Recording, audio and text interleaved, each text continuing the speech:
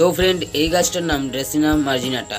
আর এই গাছটা আমি আজকে একজনের বাড়ি থেকে পেয়েছি, আর সে বললো এটা নাকি কাটিং থেকে খুব ভালো হয়। তা আমিও বাড়ি নিয়ে চলে আসলাম, আর আমিও কাটিং করে নিলাম সব কটাকে। বাড়ি এসেই কিন্তু ফাঙ্গিসাইড আর গ্রোথ হরমোন নিয়ে বসে পড়েছি, আর কাটিং করার পর বালিও কিন্তু আমার হাতের সামনে রেডি, আর প্যাকেটও আমি রেডি করে নিয়েছি। আর এখানে দেখতেই পাচ্ছ, একটা আমি মাটিতে বসাবো আর 3টে কাটিং কিন্তু আমি বালিতে বসাবো। তো চলো দেখাচ্ছি। তাই এইখানে দেখো, আমি কিন্তু রুটস হরমোন দিয়ে কিন্তু এটাকে পুরো ফুল রেডি করে রেখেছি, আর গাছগুলো কেমনভাবে টাইট করে রাখতে হবে সেটাও কিন্তু করে রেখেছি, আর এখানে বালিও সাজিয়ে রেখেছি। আমার শুধু এবারে এটাকে বসানো নিয়ে কাজ।